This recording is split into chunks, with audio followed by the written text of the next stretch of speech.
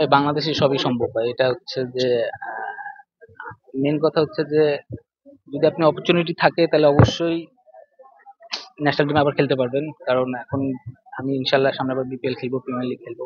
National টিমে তো আর বললে তো হবে না, আমাকে পারফর্ম করে খেলতে হবে। তো চেষ্টা করবো পারফর্ম করে আবার ঢোকার। অবশ্যই বসুন্ধরা মাঠ তো অবশ্যই সবসময় ভালো লাগে। আমি প্রথম আসলাম, আমি আশা করিনি যে মাঠ এরকম এত সুন্দর হবে। তো আশা করি যে মানে এই মাঠে ইনশাল্লাহ আমরা প্রিমিয়ার লিগ খেলবো এবং মানে হ্যাঁ না, অবশ্যই এই মাঠে আমরা আশা করবো যে আমরা ঢাকা প্রিমিয়ার লিগ খেলবো। বসুন্ধরা তো সবসময় মানে ক্রিকেটের সাথে থাকে, ফুটবলের মানে সবকিছুর সাথেই থাকে মানে ক্রিকেট জগতে। তো বসুন্ধরাকে নিয়ে আসলে বলার কিছু নেই এবং ওদের কাছে আমাদের অনেক এক্সপেকটেশন আছে যে ওরা বাংলাদেশের ক্রিকেটে চাইলে অনেক কিছু দিতে পারবে। যেরকম এখন সুন্দর ইনডোর করছে, স্টেডিয়াম করতেছে।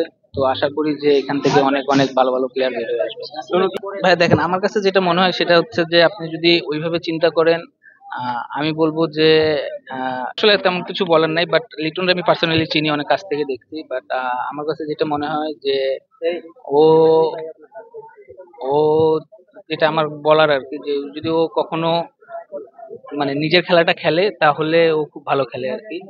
বাট জানি না কেন ওর কাছে আমার মানে ব্যক্তিগত আমার অনেক এক্সপেকটেশন যে ওর কাছে আমি ব্যক্তিগতভাবে অনেক কিছু আশা করি, কারণ ও যে টাইপের প্লেয়ার, ওর আরো ন্যাশনাল টিমে আরো অনেক কিছু দেওয়ার আছে।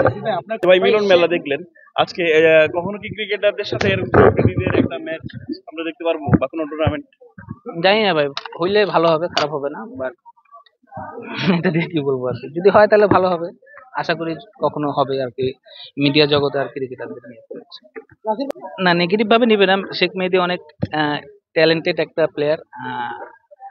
আর আমার কাছে মনে হয় যে যদি ক্যাপ্টেন্সি, আমি জানি না যে ও ভাইস ক্যাপ্টেন হয়েছে, বাট যদি ক্যাপ্টেন্সি দিয়েই থাকে তা আমার কাছে মনে হয় যে যাতে লং টাইমের জন্য দেয়।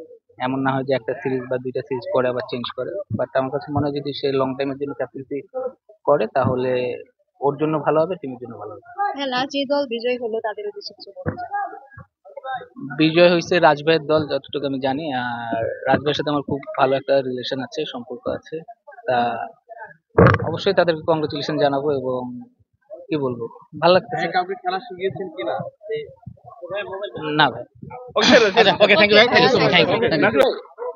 নাসির ভাই, শেখ মেহেদীকে ভাইস ক্যাপ্টেন করা হয়েছে, তাকে নিয়ে কি বলবেন? এই ইয়াংস্টারকে ভালো হয়েছে এবং তার নেগেটিভ সাইড থেকে যেটা বলবেন, এবং বাংলাদেশ ক্রিকেটে যারা ক্যাপ্টেন হয় তারা তাদের পারফরমেন্স অনেকটা তলানিতে চলে যায়।